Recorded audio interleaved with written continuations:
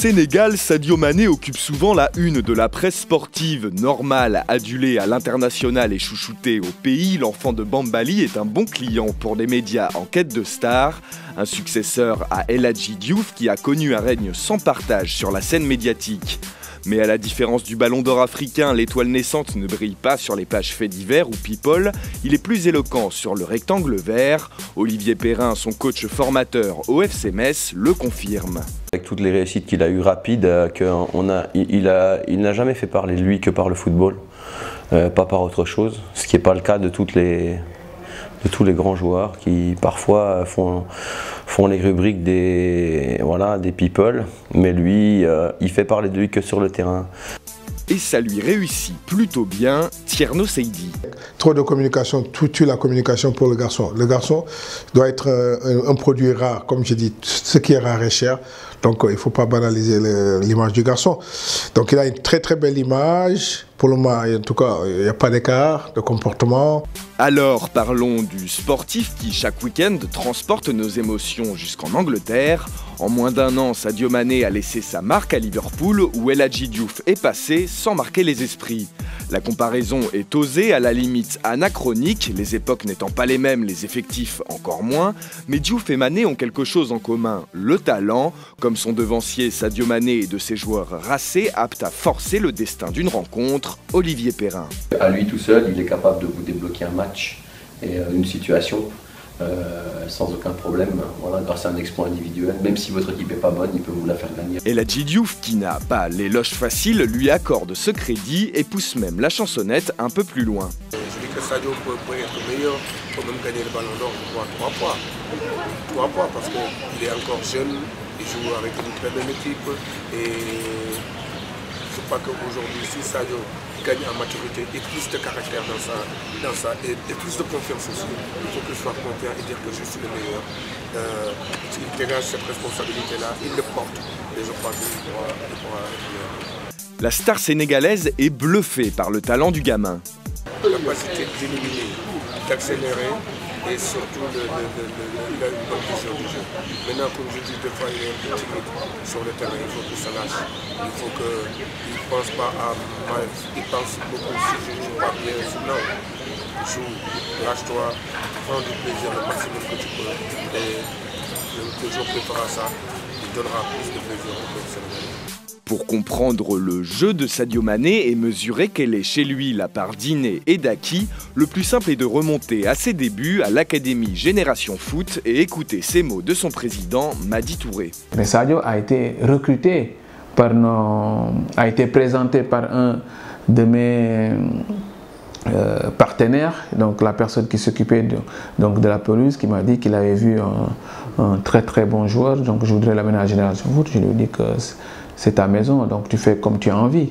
Et que quand il a amené Sadio et que je l'ai vu la première fois, je lui ai dit que c'est un phénomène. Et je peux oser dire, le comparer à Messi, à Neymar. Bon, les gens vont dire que je suis très prétentieux, mais c'est pas d'être prétentieux.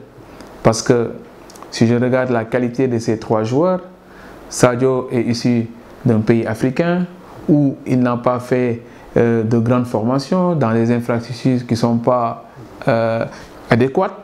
Donc ça, c'est la première chose. Et c'est un joueur africain. Messi a fait toute une formation au Barça. Et Neymar a fait toute une formation au Brésil dans des grands clubs, dans des conditions vraiment adéquates. Donc, je dis que Sadio sort de l'ordinaire, un joueur brut qui est parti en France avec son talent. Et que si on regarde les parcours qu'il est en train de faire chaque année, sa marge de progression est énorme. Donc c'est pour ça que je le compare à Messi. Parce qu'aujourd'hui, Sadio a quelque chose que Neymar n'a pas et Messi n'a pas.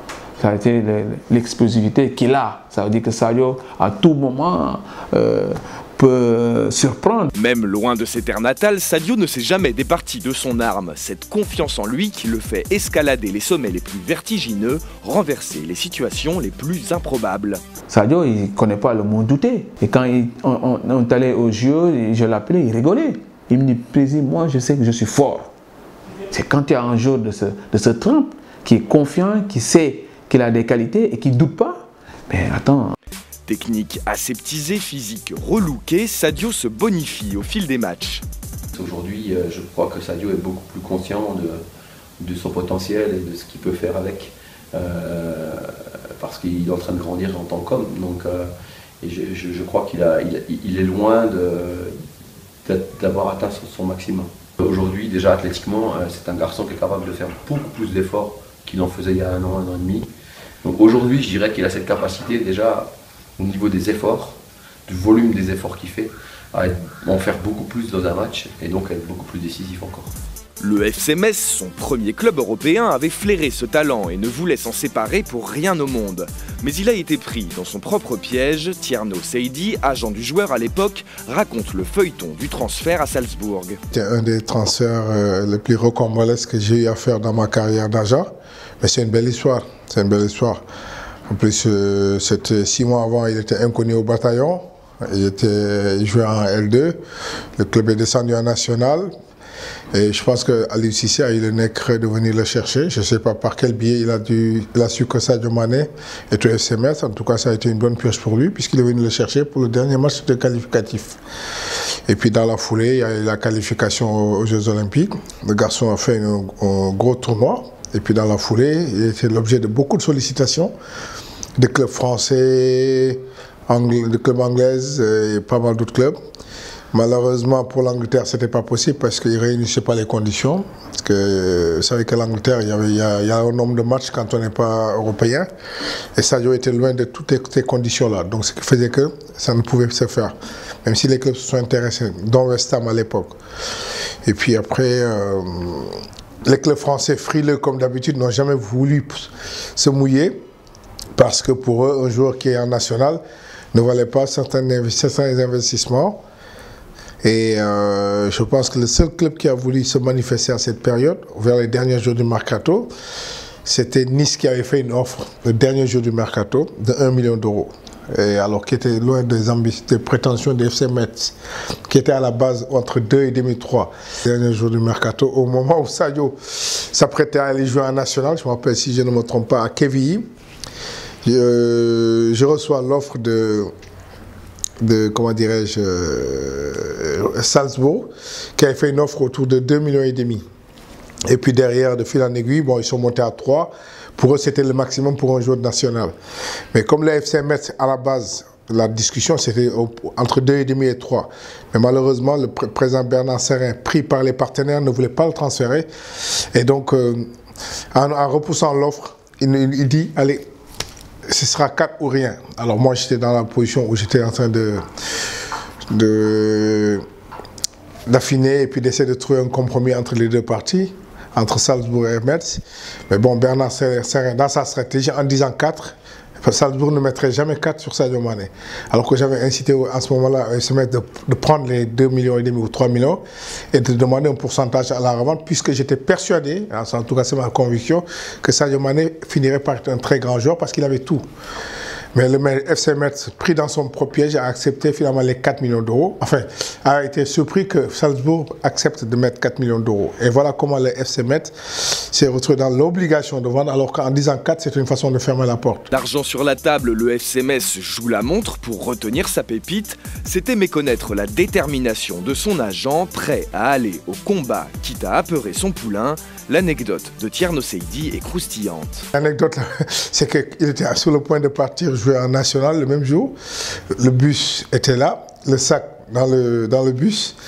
Et au moment où l'entraîneur demandait aux joueurs d'aller monter pour partir à Quevilly, et quand Sadio se retrouve entre deux feux, où il partait parce que c'était une obligation, où il écoutait son agent. Et c'est là que je disais, j'ai utilisé le terme kidnapping. Il était dans l'embarras, je lui ai dit, Sadio, tu ne partiras pas. À un moment donné, il était un peu embarrassé, je l'ai pris, je lui ai dit, assieds-toi sur une chaise et tu restes là, tu me laisses faire maintenant. Et c'est comme ça qu'on s'est battu jusqu'à 18 h et on a trouvé un accord. Et c'est comme ça que Sadio est parti. L'anecdote, c'est qu'il est parti sans un seul document administratif, puisque son passeport était dans le bus, qui était déjà parti pour le match. Donc on a dû bagarrer avec le pilote du jet que le club de Salzbourg avait envoyé. Et c'est comme ça que Sadio est parti, sans pièce d'identité. Et puis bon, le FC Metz a joué le jeu, ils nous ont renvoyé ça par mail et on a fait le transfert dans la foulée. À l'époque, peu de Sénégalais comprenaient ce choix de rejoindre l'Autriche après des prestations de haut vol au JO 2012. C'est un choix, rappelez-le, à l'époque qui a été beaucoup contesté. J'en ai entendu des verts et des pas mûrs.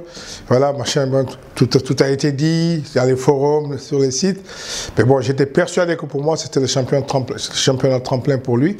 Et avec le recul, je pense que j'ai eu 1000 fois raison. Et je suis content pour lui parce qu'il fait une belle carrière. Après avoir poussé les portes de la Premier League, réussi son baptême du feu à Southampton et porté Liverpool sur ses frêles épaules, Sadio Mané peut-il viser plus haut? Il est parti de Metz pour 4 millions d'euros. Après, il a été transféré de Salzbourg à Southampton pour 13, après 40 millions. Mais le prochain transfert, ça va être 100 ou 150 millions. Il a tout pour faire un championnat, pour jouer par exemple dans un championnat espagnol, je pense. Sa capacité de dribbler, de faire du spectacle doit probablement plaire à quelques très grands clubs. Mais au-dessus de Liverpool, il n'y a pas beaucoup de clubs très forts, hein. Donc les choix se rétrécissent. Je pense que... S'il va quitter Liverpool, soit il ira à Manchester, soit il va choisir d'aller au Bayern, Milan. Il peut aussi aller à Barça.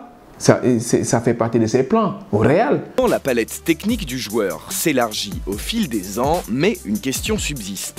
Comment se fait-il que le garçon n'a pas les mêmes productions en équipe nationale qu'en club? C'est l'environnement. Ce n'est pas les mêmes joueurs autour de lui. Ce n'est pas le même système de jeu.